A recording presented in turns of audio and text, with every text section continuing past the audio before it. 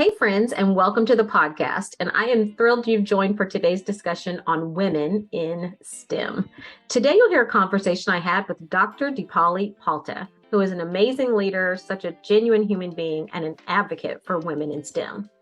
Deepali was born to a pediatrician and a teacher in a house that highly valued education.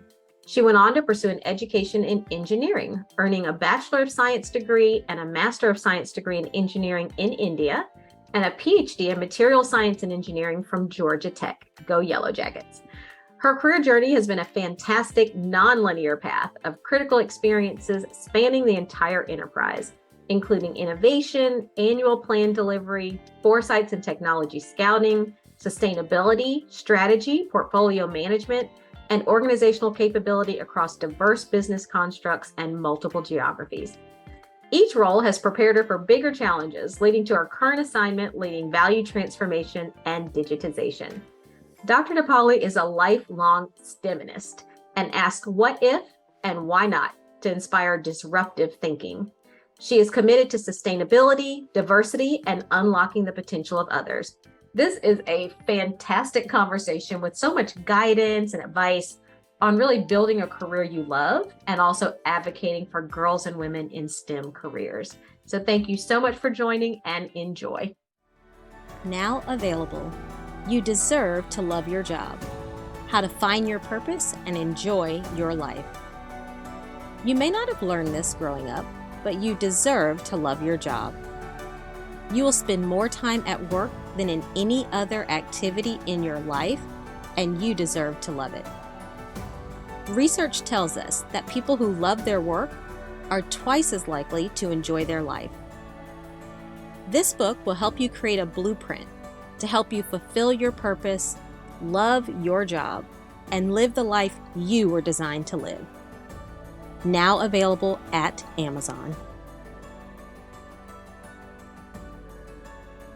Thank you all, everyone, for joining us on the podcast. And Deepali, thank you for joining me on this podcast. I can't wait for this conversation. I just know you've been involved in women in STEM in so many ways. I mean, crafting your own career as a leader and woman in STEM, but also just all the work I've seen you do around advocating for other women, supporting women, creating opportunities for other women in STEM. So I'm really excited that other people get to hear about just your experiences and your perspective. And I also want them to understand what a STEMinist is, because I think the first time I heard that term was from you. Absolutely.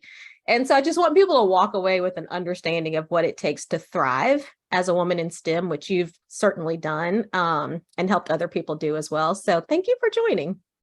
Thank you for having me. And I can get us kick-started on the STEMinist definition. I would love that. It pretty much is maybe how the name sounds. It's someone who advocates for attracting and developing STEM talent.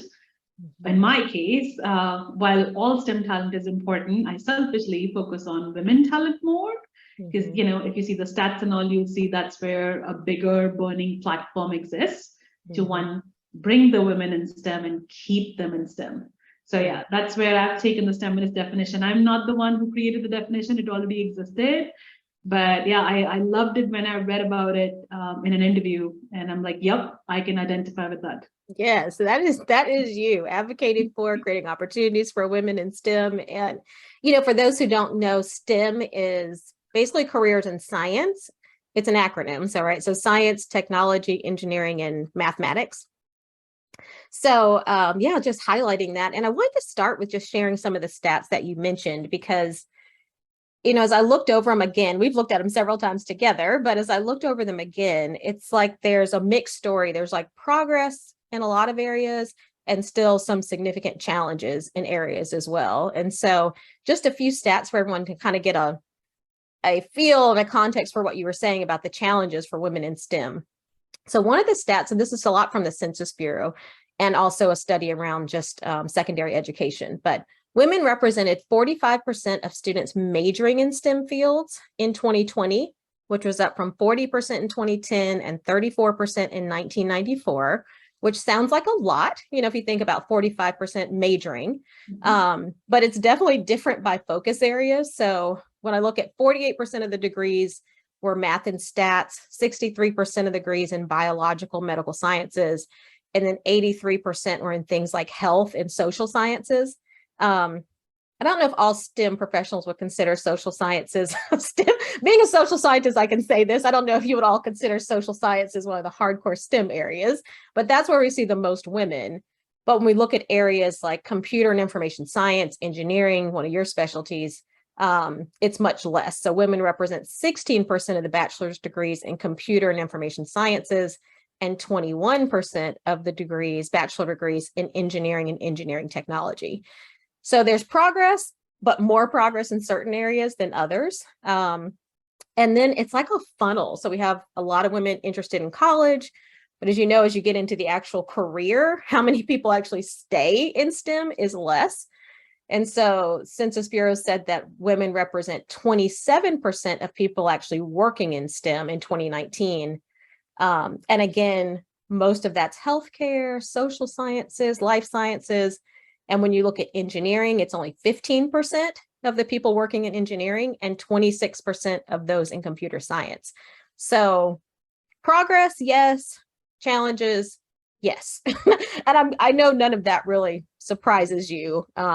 Is that in line with kind of what you remember and what your stats are around STEM as well, Deepali? Yeah, very much so. And somehow the science part of it has relatively better numbers than the math part of it. Mm-hmm. So yeah, that really bothers me. And let's change that together. Yeah, because it's significantly different. And so I'm thinking about, that's the first question I wanted to get into, is I'm thinking about parents, guidance counselors, aunts and uncles, people who influence the lives of children as they're thinking about this. And I'm curious, what first sparked your interest in STEM areas? Like, where did that come from, and what first sparked your interest in STEM? I think middle school. Middle school was my turning point to say, this is something I like, and this is something I want to do. I remember in India, there used to be a vocational class called SUPW, and I couldn't remember the full form of it if you ask me now. But this was basically a vocational training where we spend an hour every week preparing for skill sets other than just educational classes that we had. Mm-hmm. So a default assumption was that the girls in that class were going to learn sewing. Mm. And the boys were going to learn about electrical engineering. Oh, interesting. Yeah. So when I first got to the class, our teacher, she actually had us cut underwear patterns on newspapers in practice. Like, what is this? And of all the things you could sew. Yeah. So I think they were starting with like the basic ones and saying, oh, here's probably the basic pattern, and you cut it and master it on your newspaper, and then we'll take you onto the actual cloth. And then I could just see outside from the window that boys were playing around with like these master boards, and then there were like light bulbs and things were flickering in and out. And I was like, that looks so cool. First of all, they're outside. And second of all, where is this flickering in and out happening? And I'm cutting underwear. I got excited. Right. I went to my teacher and I probably annoyed her quite a bit by just continuously pestering and asking her and saying, can I go out? Can I go out? And she said, no, but that's what you do. I'm like, why? Why do I do this? I want to try that. And she's like, you're not going to like it. I was like, I still want to try that. And she was wrong. I did like it. And I never came back to sewing underwear again. That was just so interesting. But it was just, now I understand such a big impact of that little persistence I had in changing how I think about STEM. Because it was a default option at that time when I was growing up in the 90s that females learned sewing in India. They did not do electrical engineering. So I think that was a very, very tiny step that just continued to give me confidence to challenge assumptions where I was growing up. Yeah. And just seeing if I could work my way into things I wanted to do. I love that. I mean, what do you think gave you that persistence that you used, or the willingness to keep kind of going at it as a teacher? Because, a lot of kids in middle school, I have an example even from my daughter, Lauren, that I might share, but, it's such a difficult time sometimes. So what gave you that persistence, you think, to just kind of keep at it? My dad. Okay. I know you started the question by asking about parents and influence in the ecosystem, but absolutely that. We grew up in a household of STEM. Dad is a doctor, still is practicing. Mom being a teacher, but she was actually in humanities, not in STEM, but she was a teacher throughout her career. But they had 2 daughters. And I think their biggest thing, and one of the things I give them a lot of credit for, when they were growing up and getting married and having kids, there was a lot of pressure to have boys because who was going to carry on the family name? And that time they decided that 2 daughters is all they can raise properly, given their financial condition, and they adopted 2. So they always, both my dad and mom, more my dad, kind of that instilled that feeling at home too, that challenging assumptions is okay. I think he came to regret that when I became a teenager. But they didn't know any better in middle school, so. Yeah, there is a little bit of a rebellious streak that he started, and now he wishes he could take it back. Right. I love that, though. I mean, I think that's a lesson for us as parents on how you have to support, encourage, advocate for, sometimes defend your children's choices and interests. Because when you said that, I remembered Lauren being in middle school, and she came home one day and said they were talking about elective classes. Yeah. And her teacher said, the guidance counselor said, computer science or whatever is one option, or robotics. Yeah. But girls, so it's not a lot of girls in those classes. Like, your teacher's crazy. Don't listen to listen to her. If you want to do it, let's do it. But I think it's probably still reality. And that's only like 6 or 7 years ago for her. It's still a reality that as parents, friends, you have to advocate for girls in these areas because they're still getting these messages around, this may not be for you. So absolutely. And I don't know if you remember, Arlene, Beverly Chiruli used to be one of our VPs in HR in our previous roles where we were together.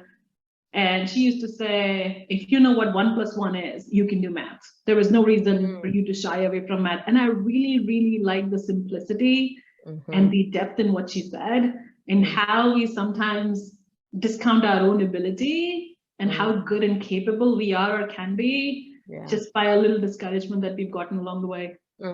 Yeah, I love that. Yeah, if you can do 1 + 1, you can do math. I too can do math. We all can do math. I love that.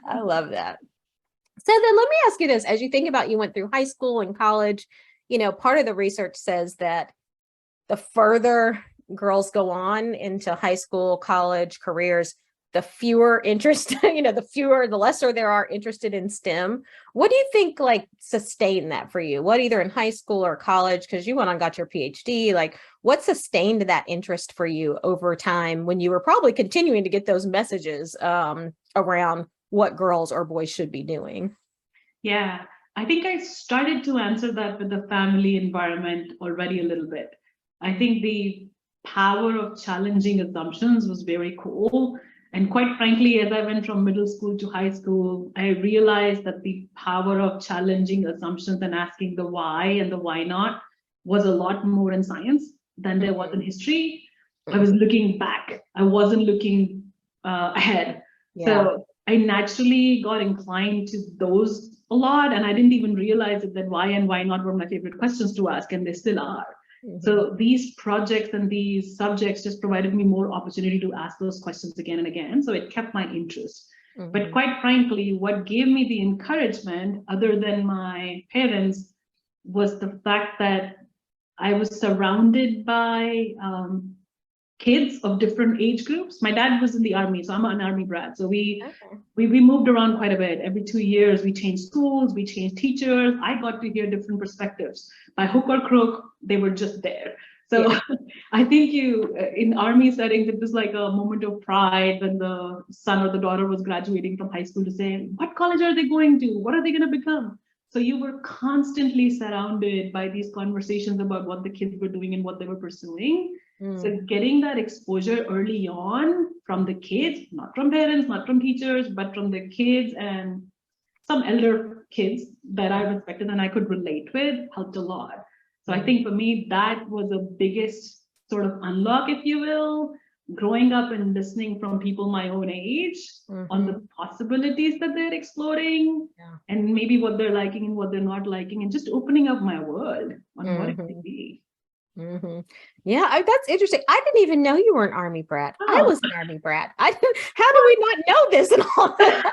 How did we not know this? I didn't know that. But yeah, I could totally see what you're saying, that just the exposure to different people, different places, yeah. different careers, kind of that connection to people that are older than you, that can kind of give you a vision for what things could be, just how important that could be, and kind of Yeah. opening your mind to say, no, I actually could do that. That's Yeah. something I could really do. It was brilliant. It was brilliant to just relate to those kids. And because, you automatically had, well, there was a lot of diversity in religion and ranks and whatnot in classes and schools. But there were these common factors that we were all growing up together. So there was this unspoken trust that we had in whatever the other person said. So there was no need for credibility or trust to be built up. And I think that might have been the hidden factor of why that influenced me more, because you tend to trust people when you can relate to them more and you can kind of see yourself in them a little bit. Yeah. I could see that. Yeah. Because even you're right, even as when we do our best as adults or parents, our perspectives are just generally, kids are like, you're old at this point. Like, what do you really know about the world and life? I mean, I'm sure I did that to my parents too. So then let me ask you this. So you're in engineering and in college and graduate school, and you start your career. What did you see as some of the challenges in terms of working in STEM, maybe in the earlier years, whether that's, grad school or first out of grad school? Like, what did you see were some of the challenges you faced? I think when I came to US, so background, I did my master's in India and then came to United States for my PhD. Coming from India, I was used to getting a little bit of a checklist from my professor and saying, go do this, very execution mode focused. Coming here, there's a reason I came to the United States, because of the infrastructure and just what I'd heard about the research programs. And you basically handed at least in my case, I was handed a blank slate and say, do what you want to do. What do you want your topic to be? I was like, wait, you're not going to tell me? Yeah, cool.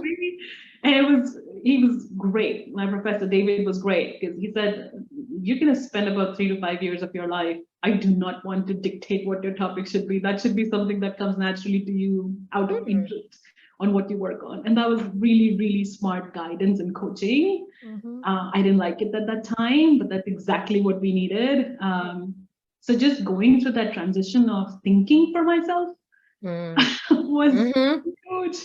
And this was kind of manifesting in different ways. But this was the first time I had gone out of country. This was the first time I was kind of living on my assistantship and trying to do financial independence as well.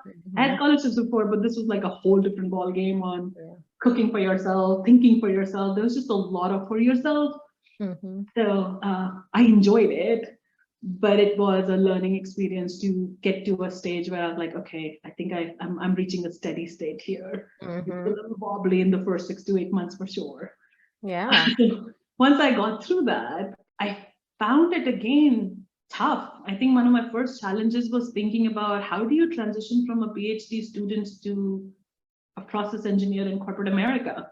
We weren't taught to communicate the way corporate America needs you to. I was taught to communicate data and science. I wasn't taught to communicate business delivery and how data supports it. It takes a while for you to get in the swing of things. And one, you're kind of thinking through how do you make that transition? And second, I think I still do that, but a lot faster. But I think in my native language, and then I translate in my mind, and then I say things outside. So it takes a little while for things to come out. That's why I can't tell jokes in English, because I'm horrible. But I'm actually very funny. No, I used to be a lot funnier in India when I could speak in my language. But some of the early feedback I got was, you're not present, you're not participating enough, you don't have the courage to speak your mind. Like, that was really complicated feedback. And I'm glad somebody took the time to help me explain, because the first time somebody gave me that feedback, it was just that you need to work on your communication. And I was like, I don't know what that means. And I didn't know if I could ask somebody to explain what that means. So finally, when I started to get enough credibility and my results and things kind of squared away, that I started reaching out to people and saying, can you help? Can you mentor? And then I got to understand what they were really asking me to do. And I was like, I think I speak okay English. I don't know what communication skills I need to improve. Yeah. So I think reaching out to somebody early on would have been helpful. I didn't have to suffer for the 6 months that I did. I mean, that's really interesting too, just because I think when we met, it was you were so much further in your career that it's hard to even imagine that, because you do such a good job speaking in business language, business outcomes, kind of translating the data into that. So that's interesting that kind of transition you were able to make. And it feels like some people are able to make that transition from kind of the data side, science side to talking the business language.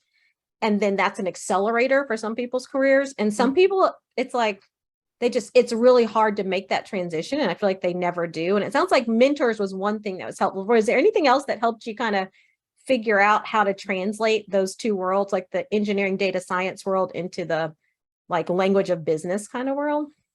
Learning from my peers. I think my peers were the best people, because that was one of the early on things I saw, because we were really good friends.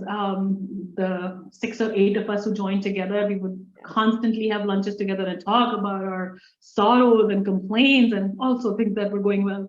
Yeah. And the feedback we were getting, good or bad, was obviously unique to each one of us. So people who didn't get that kind of feedback, I would watch them, because we used to be in the women employee resource groups together. Yeah. So these are females who got recruited with me and were doing a good job of communicating and kind of just learning from them and breaking it down from them. I realized that I was starting with the data to make the conclusion of the business case, and they had it exactly flipped when they were doing it right. They started with the business problem and talked about data as a supporting element as and when needed. That was just unfathomable for me, coming from a PhD background for sure. I'm like, we're a tech company. We got to start with data. They're like, nope, you got to start with the business problem. Right. That you need somebody to help you see the simple switch. We all had all the components. I just had the sequence wrong. So that really helps. So I never underestimate or get ego involved in asking my peers to help me with something, because I think with them, the frankness and candor you can have, you could probably never have with a senior leader who are your mentor, but also kind of evaluating you for potential in next roles. Yeah. That makes sense. I mean, and I think a lot of times, especially maybe newer in career, people all of us can not take the peer relationships seriously enough, meaning not realize how valuable they are. We're focused so much on maybe pleasing your manager, or, that you really kind of neglect those peer relationships. And I kind of feel the same way. They are everything. Like that's probably where I learned the most from my peers. And it's also where I had the most fun. Like that was kind of like that joy factor of whether it was employee resource groups or the work we did together, or just, having that peer set that you actually like and spend time with and can ask these kind of difficult questions to. That was, when you said that, I was like, oh yeah, that was everything for me. It's like that instant bond I was talking about, right? That common factor, our common bonding was we were all going through the grueling onboarding experiences. We were all proving ourselves. We were in the same professional life stages. So it just meant that they understood me more, or there was just this quiet understanding that we get it. We're going through the pain together. We get it. One of the things I was looking at this kind of just some research around challenges of women in STEM, and you mentioned several of them. One is isolation. So just not feeling, because sometimes you're not working with other people that look like you or have your same background or experiences. And so like, it sounds like you went and searched for mentors, you got connected to groups, the women group, but kind of one of the challenges for some people is feeling isolated, like I'm the only one, or maybe people not feeling comfortable to reach out to you. Like one person said, oh, maybe we won't invite her. She won't feel comfortable if it's all male group. So just this, a sense of isolation can be difficult. So that kind of reaching out. And then the other one that I thought was interesting that you mentioned is a little bit like prove it and prove it again. So sometimes as actually all early career people, and maybe especially if you're in an underrepresented category, feeling like I got to prove my worth. I have to prove it again, so that people actually see what I bring, kind of take me seriously. I get the credibility that I feel like I need. Those were two of the biggest challenges that women said they sometimes face, specifically in STEM careers. But I think that's honestly probably true if you're underrepresented in any career, but I could definitely see it in STEM careers too. Yeah, you're right. It's just, you have the extra responsibility of representing that whole community and not looking stupid on their behalf. Sometimes that has held me back from the past. Yeah. So when I got more comfortable in my own skin, I've even jokingly made these disclaimers saying, I'm not here representing women, even though I'm the only one. I am just representing me. Yeah. I'm a unique individual, and my stupidity dies with me. So I think just stating it out there just helps me. I don't know what it does to the other people, but it just kind of lifts the weight off of my shoulders, and I can be myself again. I feel like I sometimes end up carrying that weight of, I'm the only female, I'm the only brown female, I am the only Indian. I'm like, oh my God, there are too many diversity quotients factored into one person. I'm just gonna let go of that and just go with my thoughts diversity and see where that takes me. And then figure the rest of it out.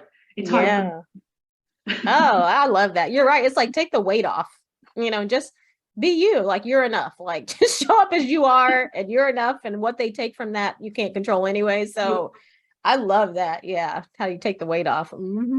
That's important. What do you think about the challenges, like as you got to more senior levels of your careers, you progressed through your career, were there new or different challenges that kind of presented themselves, or what do you think about that, like as you progressed? My hardest one was probably making the transition from individual contributor to being a people manager. I figured out my success formula coming from PhD student to a process engineer in corporate America, and climbing the ladder and figuring out how to remove roadblocks and keep getting bigger and bigger accountability. And then came the time of them assigning me people, and I was like, shoot, everything I know on how to add value is not how I need to now deliver. For the longest time, I felt like I was cheating if I was taking credit for my people's work. But you have to deliver through people, and it took a long time. It kept feeling like, what am I individually doing, and not realizing that the development plan, the coaching, and the strategy, and the framework, and the setting up of the team, all of that is you setting up your team for success. And I think my attitude for 5-6 months was, that I'm doing. I want to make sure they're successful, but what am I delivering? It took a bunch of people to help me recognize that they were not different and they were the same thing. It took a while. It took a while for me to get there, and just feeling comfortable in the value I was adding, and how that value was so different than the value I was used to adding. It took a while. I can especially see that. I can see on all fields, and especially in the technical fields, because you have invested so much time and resources and thinking in kind of what you do, like the actual kind of things that you're doing. So then when it's about leading other people to do those things, that's like a whole different skill set. And I'm sure you got to kind of take your hands off of some things that maybe you've spent your whole college and career learning how to do. So I can see that. I definitely think that's a big thing. To get just absorbed into solving a technical problem, because that's where engagement is the most. Because you're right, that's the field I chose. So it was harder, and I'm glad I made this transition. Good for everybody involved. On, instead of solving problems, just asking questions out of curiosity. To hopefully lead people on a journey to get to the answer. But you also have to be patient, because not everybody's journey is going to look the same in getting to the answer. Some people are going to be relatively faster than you, and some people are going to be relatively slower than you. So I think kind of just calibrating that expectation was pretty cool. It was a pretty cool transition. Yeah, it is a fun skill to learn. I mean, it's like learning a new area kind of on the job, because you might have some training, but a lot of it's just kind of learning by doing. So it's an opportunity to really expand your skill set in a totally new area. So I think is still an opportunity for us to train people, yeah, kind of have them go through like a pragmatic course to say, do you really want to be manager? This is what it takes. It's okay if you want to be honing in your technical skills and become a technical leader in the organization. I think sometimes the best individual technical contributors are the ones who get the opportunity to be in management, because that's the way you're calibrated to get to the next role. So there's still an opportunity. Maybe there's something, a nugget or two there to think about how we can be better. Yeah, how to train people, and then how to help people think about, is that what you want? Because to your point, you may prefer to be the technical expert for the rest of your career, and that's great too, like if that's what you want to do. So yeah, I could see that. So then let me ask you this: what have you loved most about this field? Like if someone was saying, what do you love most about being in STEM and in the STEM area and even leadership in STEM? What do you love most about this field? The possibilities of doing so many different things with just a foundational background of STEM. I think even I came with the notion of STEM being a scientist, especially after PhD. I'm like, I am a scientist. I am going to be in the lab and I'm going to solve world hunger. Like that's the aspiration I have. Yeah. And I came into my first role in corporate America. And while I started as a process engineer, I had a very non-linear road of critical experiences that I took that took me to process, product, packaging, sustainability, beverage, food, global, region. And then even in roles like commercial strategy and portfolio management, that if you just looked at my material science and engineering PhD background and looked at the job requirements for that role, you'd never hire me for that role. But just being in the organization and kind of just proving and demonstrating skill sets in different roles kind of opens up so many other possibilities you could be considering. And if you think about it, like in a big corporation, STEM can get you into pretty much marketing, finance, sales, anything you want, and R&D, right? I feel like you could pursue any path you wanted. You could become a global R&D head, or you could even be a GM if you wanted to. So I just loved how it just opened up my horizon even more, coming into a corporation and saying, oh my God, I could do that too. Yeah. Now, raising hand is a different thing for something you want to do if you don't qualify for it. But yeah. Oh, I could say, it kind of reminds me of what you were saying even before we started the podcast, just about a lot of people may have visions of STEM as being kind of lab coats, or like maybe talk a little bit like kind of a certain image of STEM, when actually careers in STEM are so much broader than that. Yeah. And it really helps that I think nerdy is cool. Yeah.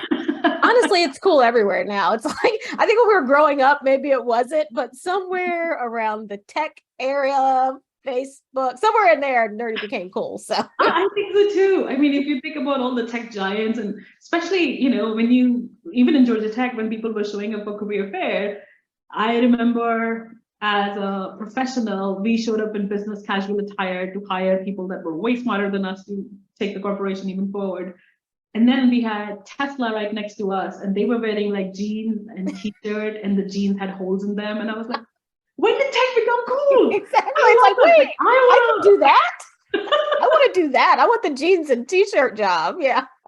Yeah, it became really cool. And I think it really helps when you start to recognize. I think when I was talking about my parents, I think one of the biggest things they had was, one, as girls in India, especially growing up, you guys need to be educated and you guys need to be financially independent before anything else. Like, get out of the house and make yourself financially independent. And I think if you start doing the research, you recognize that a STEM background and foundation gives you a lot more possibilities to different financial independent work streams or careers you could pursue. So that just added to the coolness factor of being a nerd. I'm like, I could make more money. Yeah, exactly. That's very cool. Cool. Yes. Cool.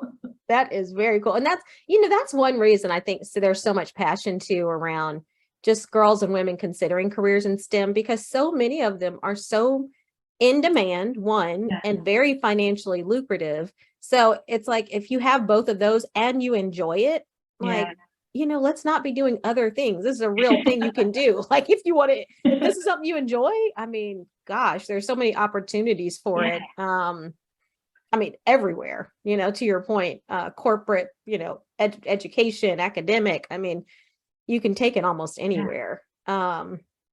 Yeah. So let me ask you this. So how have you been able to, because one thing I've always loved about you, Polly, is you always have so much joy.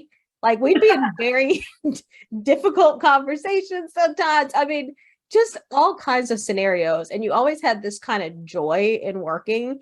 And I think sometimes some women, or if you're underrepresented in any way, they don't always have the joy in working in that environment. But how have you been able to just enjoy working in a field where there may not be a lot of people that look like you? You might be the only whatever, to your point, of all the categories in the room. Like, how have you been able to just have joy in all these different spaces? Maybe because of just curiosity. I think I was a very shy kid growing up. So when I was littler, my dad, when he got transferred, I used to hate his transfers all the time because I just was afraid of losing my friends and then starting all over. As a shy kid, that's not the best thing for you to go do, right? So as I grew older, I realized how much his job helped me break through from my shyness to just being more assertive. Yeah. And being the first one and being more proactive and just kind of breaking into friend circles, because if you didn't speak up or break into circles, you didn't make friends in the new school. And I had to figure out how to make friends every 2 years. It's funny because even if you go and talk to people in my middle school and high school, they're like, you talk a lot versus what you used to be. Really? What happened to you? Yeah. And it was a slow transition. I didn't notice it. My folks noticed it. But I really appreciated that kind of training growing up. I hated it, but I really appreciate it now, because now when I see a new setting, instead of getting scared by it, I'm just like, well, it's just like my dad got transferred. Let's start all over again. Like, yeah. How do I break into this circle? How do I break into this circle? And just having the confidence that you have a point of view to offer.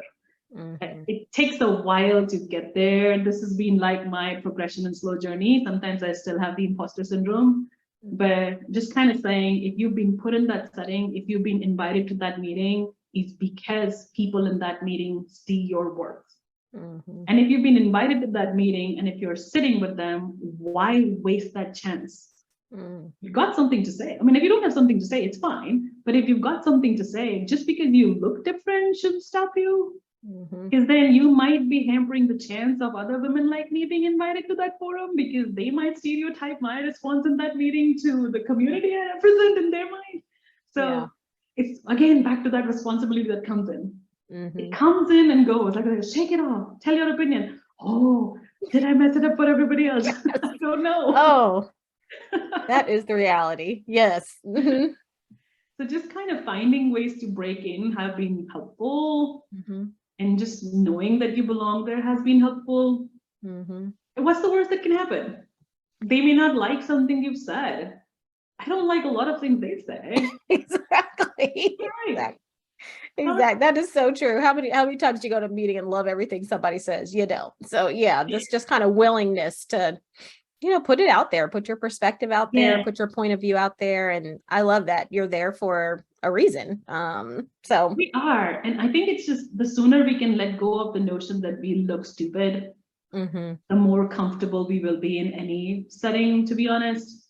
Because we all have that curiosity, and somewhere along the way, we just develop this fear of being embarrassed or looking stupid. Yeah. And we just don't say. And then when you actually muster up the courage and say something, half the people in the room are sending you private messaging saying, thank you for asking. Even I didn't know the full form of blah, blah, blah, blah, blah. Exactly. You're right. You are so right. Yes. Thank you for asking that question. Yeah. I love that. So what else would you say, just any general career tips for success for people in STEM, women in STEM, like just what would be Deepali's kind of tips for success as you think about a career in STEM? I might just take a step back and have people think about what success means to them. Because it might mean different things to different people. And quite frankly, it kind of needs a reevaluation about every year and saying, I'm in this job now, I'm in this life stage now. Does success still mean the same thing it meant to me last year? Mm-hmm. That might help. Just kind of recalibrating our own expectations, because sometimes we just carry on the same notion that we think we should. And oftentimes it's the default one where it's success to me is climbing the corporate ladder as fast as I can and as quickly as I can in relation to the peer set that joined with me. Mm-hmm. And that's success to me, and that's my ambition. Could be great. This is not how I am wired. For me, it's about delivering value in the role I've been given or the role I've chosen for myself. It comes both ways. Yeah, sometimes you raise the hand and sometimes the organization says, this is what we need you to do. Finding ways to find joy in the role that I have and the value I deliver in it. And quite frankly, if I can find ways to deliver value for the organization, I will find joy. It's a consequence of feeling valuable. Yeah. And then just finding opportunities to demonstrate the skill set at a higher and higher level and at a better maturity level. So I am automatically ready to take on roles that have bigger and bigger impact. And I often find that if I just stay true to that, promotions or lateral experiences or critical experiences kind of just come as a consequence of that. But it just helps take the timeline off, because then otherwise it's just a depressing circle, because somebody is always doing better than you. It doesn't matter how smart and brilliant you are. Yes. It just helps me at least. So oftentimes my development conversations, even now with my managers, are almost about, hey, what am I demonstrating? I think I'm good at this. Do you also see that I am good at this?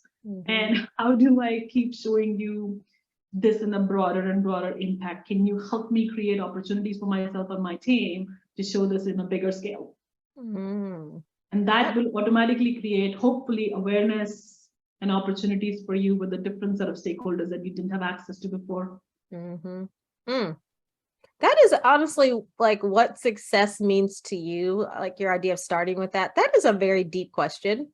Like that is a real question we should all be exploring. Like I encourage everyone listening to really write that down and think about it, because just last couple of weeks, I've talked with a couple leaders who made it to a certain level, of promotion, and they got there and were like, is this what I was working for? Like, it's not as fulfilling as I thought it would be. It's, it's kind of like one definition of success, but it's really not their definition. And so when you achieve it, you just don't have the same feeling because you haven't really figured out what success means to you. So I think that's really important to figure out, like, what does success mean to me? So then you can directionally orient your life towards whatever that might be. Yeah, and oftentimes we shy away from sharing our definition of success with our managers because we assume that they also have a default expectation. And if we share something that's different than the default expectation of America corporation, that we are not ambitious enough. So there is a little bit of retraining both sides. And I'm not sure, like every relationship, every one-on-one is different. So you may have to just gauge how you open up and when you open up. Yeah. There's a savvy to it in terms of like, you have to figure it out for yourself. And then you have to figure out what you want to share. How you want to share. What and how and when you want to share with other people and how they're going to receive it. Yeah, that makes sense. Yeah. But you have to, at least if you know it for yourself, then it gives you the opportunity to figure out, what it is you might share and to kind of navigate your life towards it. Yeah. So I love that. Thank you for sharing that. That's a really good idea. So I guess the last big question that I want to do the lightning round with you, though, is just, you've spent a lot of time thinking about organizations and parents and what just, we as meaning we generally people in these communities can do to advocate for girls and women in STEM. What would you any recommendations you would make for how do we support women excelling in STEM careers, girls going into STEM careers, like wherever you want to take it? What would you recommend? I think just encourage curiosity. Don't make a girl feel stupid because she asked a question, even if in your mind it is a silly question. Because I think oftentimes, this is is a scientist talking now, right? The data points add up to a straight line. So depending on how much encouragement you've gotten as you've grown up in questions and curiosity and your relentless whys, Yeah. you may have a bend towards either asking a why or stopping yourself a step before and saying, I'm going to look stupid or I'm going to annoy this person. So just kind of keeping that in mind, especially for younger females trying to figure out that societal balance for themselves too, on how they fit and how they should represent themselves. Just don't stop them. Yes, I was one of those girls. There are annoying questions that we ask, right? My whys never stop. It is one of my favorite questions to ask, the whys and the whys not. But I appreciated my parents not giving up on my questions and saying, that is a really good question to ask, probably not the right time. So, you know, just finding a more delicate way to tell me that because I said so. It was very, very helpful. I now recognize that. So it's a very simple thing. And maybe when they do ask something that's smart or they make an observation that's smart, you know, reward them, recognize them, like celebrate that and say, wow, that is a really cool observation. I remember somebody asking me, why is the sky blue? I was in middle school myself. I didn't know why the sky was blue. And I remember our teacher going, that is a really good question. Let's talk about light scattering. So it was really amazing for us to take just a very out of context question that was not in textbook and somebody just asking it, and me just being a witness of that girl being celebrated for asking a very random question. Just gave me more and more permission to ask random questions. So if I'm around kids, quite frankly, even now, that's a very, very subtle mentoring and support you can provide to each other in meetings or in just group settings or in any organizational setting where a female speaks up, support her. Yeah, I can see that. I can see that. We may have to take that offline and talk about more, but I can see your point. Just kind of validate it. Because to your point, when we were talking about being surrounded by people that don't look like you, especially on the gender side, I think we can show up for each other more as female leads in a conversation. Yes, yes, absolutely. And that, I mean, that does make all the difference. Like, you know, being supported. I've been in some pretty tough meetings, and you're right. The support you feel from other people in difficult meetings when you feel like you're kind of out on a limb sometimes in asking a question or making a recommendation, like someone else saying, wow, that's a really good thought. Like, thank you for sharing that. That makes a difference. Like that makes a difference in your courage, your own confidence, and just how you show up in front of others. So encouraging the curiosity. Yeah, I like that. At all levels. Yeah. At all I'm levels. very fond of adults being curious.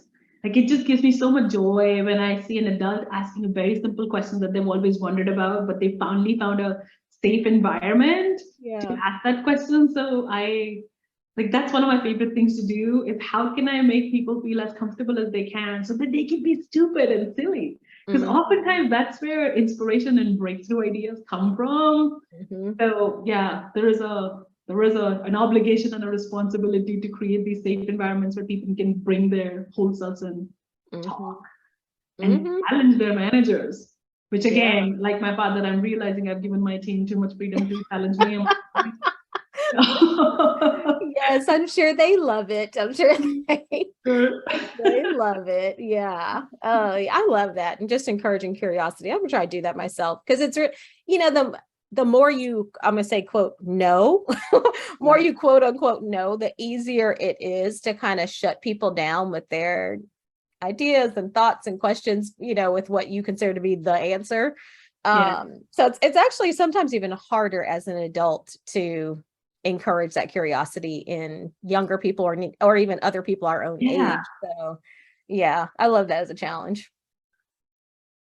Cool. Well, thank you for sharing. I have the lightning round questions, which are just to help people get to know you better and your experiences, etc. So what is one thing you do consistently just to enjoy your life? Eat. Oh, well, go to restaurants and eat. I am fond of eating in general. Just different cuisines and trying out different restaurants and different ambiances gives me a lot of joy. And now that we live in Chicago, our house is actually very close to the Riverwalk. So a new thing I've added that gives me joy is just trying every other evening to just go on the river walk and walk it. After all the calls, it's just great to kind of break that boundary between, not break the boundary, actually create that boundary between work and personal. Finish, we're walking around, we come back home, and now we don't talk about work.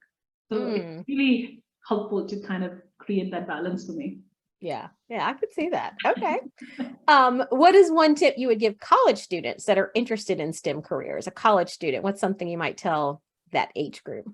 Explore the possibilities of a STEM career. A STEM career is bigger and has more to offer than you probably think right now. So talk to as many people as you can. Cold call people on LinkedIn. Like reach out to people you think have interesting careers that started with a STEM degree. And I got to tell you, like, if you're reaching out to me on LinkedIn, I will reply back to you and tell you about my story.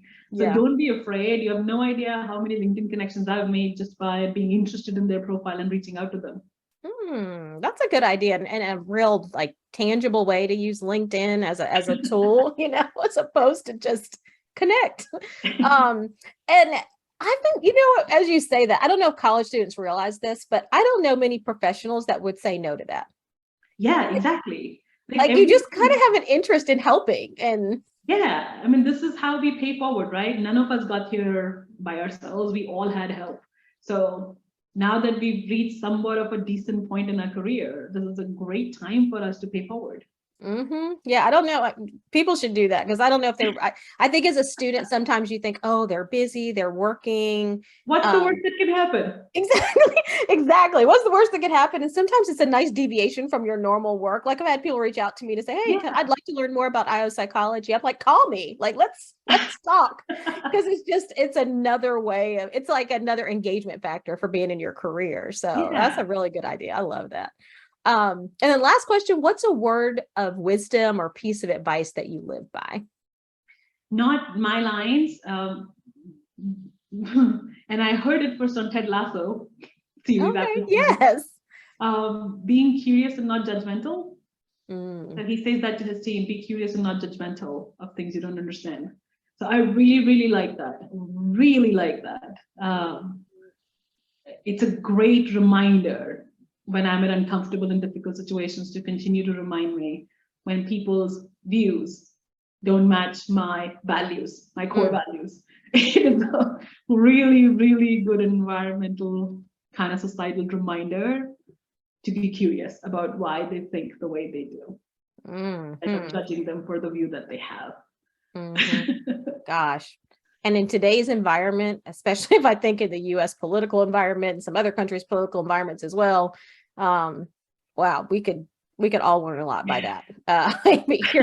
Ask questions, get curious, and not judgmental, because you get so many things, like so many messages, judgmental messages around you that it's easy to go that way. It's very easy to go that way. And, it takes two people to have that curious conversation, but at least you could be the one to start and initiate, and then let the other person see where they want to take it. That's good. Love that. Well, thank you, Deepali, for joining. This has been so much fun. I just love what you've shared around the STEM career and how you've been able to just find joy and thrive and advocate for others, in terms of this field. So I know you mentioned that people could find you on LinkedIn, right? Yeah. Okay, so you can look her up, Dr. Deepali Palta. I don't think I called you doctor throughout this conversation. Dr. Deepali Palta. You can find her on LinkedIn, and you all can always find me on Instagram at Arlene_pace_green. I'm also on LinkedIn too. But thank you so much for joining. Anything you want to say before we leave, before I shut this? No, thank you for having me. This was really fun. Thank you. And you do it so well, Arlene. We're all lucky to have you be doing this. So thank you. Oh, thank you. Well, thank you for joining, and be well, everyone. I will see you next time.